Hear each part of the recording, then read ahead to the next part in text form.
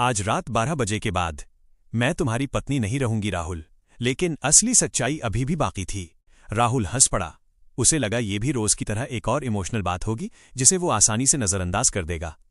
उसने हल्के अंदाज में कहा, क्या मतलब, कोई नया ड्रामा शुरू कर रही हो?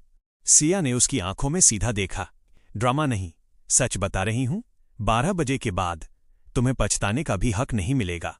एक पल के लिए राहुल को अजीब लगा, लेकिन अगले ही पल उसने फोन उठाया, घड़ी देखी और जल्दी जल्दी तैयार होते हुए बोला, ठीक है 12 बजे देख लेंगे, अभी मुझे लेट हो रहा है। और वो बिना पीछे देखे घर से निकल गया। दरवाजा बंद होने की आवाज आई और उसी आवाज के साथ सिया के अंदर भी कुछ हमेशा के लिए बंद हो गया। राहुल की जिंदगी बाहर से बिल्कुल परफेक्ट थी। अच्छी नौकरी, पैसा, दोस्त और घर पर एक ऐसी पत्नी जो बिना शिकायत सब संभाल ले। लेकिन सच्चाई ये थी कि राहुल को सिया की आदत थी, उसकी अहमियत का एहसास नहीं। उसे भरोसा था कि चाहे वो कितनी भी देर से आए, कोई है जो उसका इंतजार करेगा, कोई जो उसकी हर बात मानेगा बिना सवाल किए। और यही भरोसा धीरे धीरे उसकी सबसे बड़ी गलती बन गया। उस शाम सिया ने बहुत दिनों बाद खुद को आईने में ध्यान से देखा था। उसने राहुल की पसंद की नीली साड़ी पहनी, बाल खुले छोड़े और उसकी पसंद का खाना बनाया। हर कुछ मिनट में उसकी नजर घड़ी पर जाती। हर बार वो खुद को दिलासा देती, आज शायद वो जल्दी आएगा। लेकिन समय जैसे उसका मजाक उड़ा रहा था। 10 बजे और खाना ठंडा होता गया, लेकिन उसका इंतजार नहीं। उधर राहुल दोस्तों के साथ हंस रहा था। तेज म्यूजिक, शोर, मजाक, और उसी शोर में उसका फोन बार बार बज रहा था। सिया कॉलिंग। उसने एक बार फोन देखा, हल्का सा मुस्कुराया और जेब में डाल लिया। यार, ये भी ना छोटी छोटी बात पर कॉल करती रहती है, उसने दोस्तों से कहा और फिर हंसी में शामिल हो गया। घर पर सिया ने आखिरी बार कॉल किया। इस बार उसकी आंखों में उम्मीद कम थी और सच्चाई ज्यादा। जब फोन नहीं उठा तो उसने धीरे से मोबाइल नीचे रख दिया। उसके चेहरे पर कोई गुस्सा नहीं था, बस एक थकान थी, जैसे वो अब समझ चुकी हो कि वो राहुल की जिंदगी में कहीं पीछे छूट चुकी है। रात के 11:57 पर राहुल अब भी पार्टी में था। फोन फिर बजा, सिया कॉलिंग। इस बार उसने स्क्रीन को कुछ सेकंड तक देखा। आज तो ये ओवर एक्टिंग कर रही है, उसने हंसते हुए कहा। और उसी पल उसके फोन पर एक मैसेज आया, अब सच में मैं तुम्हारी जिंदगी से चली गई हूं, हमेशा के लिए। राहुल ने पढ़ा और हंस दिया।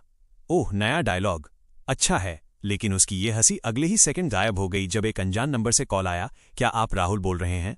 आपकी पत्नी का एक्सीडेंट हो गया है, उन्हें तुरंत अस्पताल लाया गया है। राहुल के हाथ से फोन फिसल गया।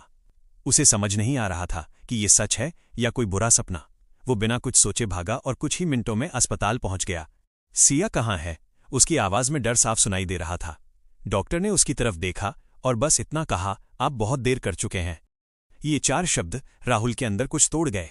वो वहीं खड़ा रह गया, जैसे किसी ने उसकी पूरी दुनिया छीन ली हो। उसे पहली बार एहसास हुआ कि वो सच में सिया को खो चुका है, हमेशा के लिए। अगले 3 दिन राहुल ने खुद को कमरे में बंद कर लिया। न किसी से बात, न फोन, न कोई आवाज, सिर्फ खामोशी। और वो हर पल जो अब उसे अंदर से काट रहे थे, हर वो कॉल जो उसने नहीं उठाया, हर वो बात जो उसने अनसुनी कर दी, अब सब एक एक करके उसके सामने खड़े थे। तीसरे दिन वो धीरे धीरे सिया के कमरे में गया। कमरा वैसा ही था जैसे वो छोड़कर गई थी। अलमारी में उसकी साड़ियां, टेबल पर उसकी कंघी और हवा में उसकी हल्की सी खुशबू। राहुल ने तकिए को अपने सीने से लगाया और पहली बार फूट फूट कर रो पड़ा। तभी उसकी नजर एक डायरी पर पड़ी। उसने कांपते हाथों से उसे खोला। हर पन्ना सिया के दिल का एक टुकड़ा था। आज राहुल ने फिर मेरी बात नहीं सुनी। शायद मैं उसके लिए अब जरूरी नहीं रही।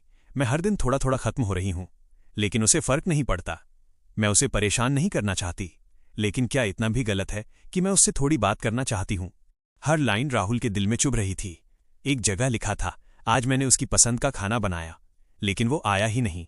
शायद उसे याद भी नहीं। राहुल की आंखों से आंसू रुक नहीं रहे थे। फिर उसने आखिरी पन्ना खोला और वहीं ठहर गया। अगर ये डायरी तुम पढ़ रहे हो राहुल, तो इसका मतलब मैं जा चुकी हूं। लेकिन सच ये नहीं है कि मैं तुमसे दूर गई। सच ये है कि मैंने तुम्हें एक मौका दिया था, आज रात 12 बजे तक।